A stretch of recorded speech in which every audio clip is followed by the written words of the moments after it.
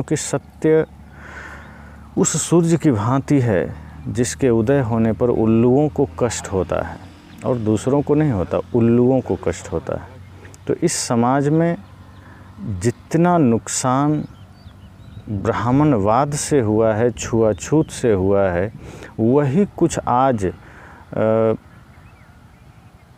इस तरह के लोग कर रहे हैं जो नफ़रत और घृणा फैला रहे हैं, जो समाज को बांट रहे हैं। और वो चाहे बौद्धिस्ट समाज में हो, चाहे वो कबीरपंथ समाज में हो, किसी भी समाज में हो। और एक बात समझने की है कि जब हम देशभक्त की बात करते हैं तो उसमें हिंदू, मुस्लिम, सिख, ईसाई की बात हम बिल्कुल नहीं करते। देशभक्त की जब हम बात करते हैं तो मैं सिर्फ उन लोगों की बात करता हूं जिनको राष्ट्र के प्रति प्रेम है, राष्ट्र की संस्कृति के प्रति प्रेम है। अब वो चाहे हिंदू समाज से हो, चाहे मुस्लिम समाज से हो, वो देशभक्त है।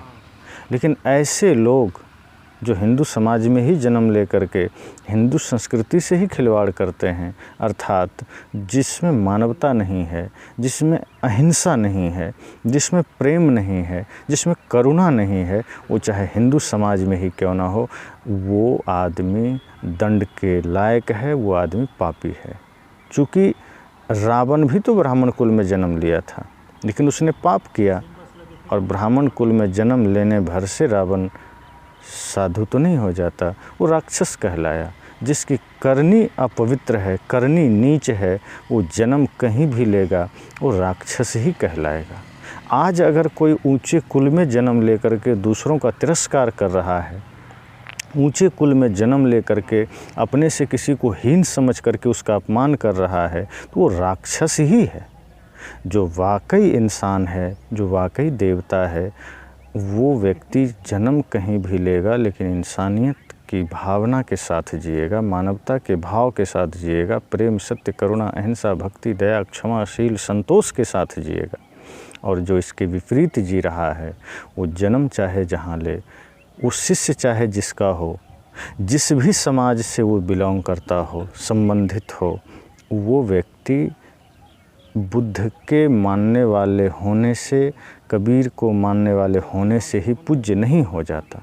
अगर हमारे जीवन में कमियां हैं और हम खूब राम राम करें तो राम के नाम लेने भर से हम पूज्य नहीं हो जाएंगे, कृष्ण का नाम लेने भर से हम पूज्य नहीं हो जाएंगे।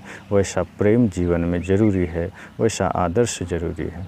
तो मैंने कहा, बुद्ध हों, कबीर हों, नानक हों, सुर हों, तुलसी हों, कोई भी हों, अगर उनको मानने वाले लोग उनको मानते मानते अपने जीवन में उनके नाम को तो स्थान दे दिए, उनके वेशभूषा को तो स्थान दे दिए, लेकिन उनके आदर्शों से अपने कर्मों के बीच दूरी बना के रखे हैं, अपने कर्मों में उनके आदर्शों को उतार नहीं पाए, तो फिर ऐसे लोग समाज के लिए कलंक से ज़्यादा कुछ भी नहीं है। इसलिए राष्ट्रवाद के साथ जिएं, मानवता के साथ जिएं, छुआछूत से दूर रहकर इंसानियत की भाषा को सीखें और उसके साथ जिएं।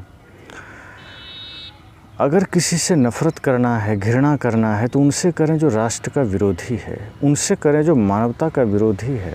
अगर छुआछूत करनी है तो उससे करें जो राक्षसी प्रवृत्ति का है, जो मांस खाता है, मछली खाता है, उसके हाथ का पानी भी मत पीजिए। जो मदिरा का पान कर रहा है, जो किसी भी प्रकार से गलत खान पान कर रहा है, उससे आप छुआछूत कर सकते हैं। लेकिन कोई पिछड़े कुल में जन्म लिया, इतने भर से अगर आप छुआछूत करते हैं तो यह मानवता के साथ किया जाने वाला सबसे बड़ा मजाक है। यदि कोई पिछड़े कुल में जन्म लिया लेकिन वो दीक्षित है, वैष्णव है, शुद्ध है, पवित्र है, तो ब्राह्मण से भी श्रेष्ठ है। ज़रूरत है राम के नाम पर अपना दुकान चलाने वालों को भी राम जी की मर्यादा से, राम जी के ज्ञान से, उनके आदर्श से कुछ सीखने की, कुछ समझने की, तो निश्चय ही बात बनेगी और हम एक सभ्य समाज का निर्माण कर सकेंगे, राष्ट्र के निर्माण में अपना योगदान दे सकेंगे। तो ऐसे लोग जो आज सिर्फ एक संगठन अपना बना करके अपना उल्लू सीधा कर रहे हैं, मैं खुलकर उनके लिए बोलता हूँ कि जिनके हृदय में मानवता के प्रति ख्याल नहीं, राष्ट्र के प्रति ख्याल नहीं, अगर वो सिर्फ अपना उल्लू सीधा कर रहे हैं तो उनको फिर किसी के लिए बोलने का कोई हक नहीं है। इसलिए आप अगर सच में बुद्ध के शिष्य हैं, कबीर के शिष्य हैं, उनके मानने वाले हैं, तो उनके आदर्शों को जीवन में उतारें और नफ़रत और घृणा से ऊपर उठ कर के सबको गले लगाएं।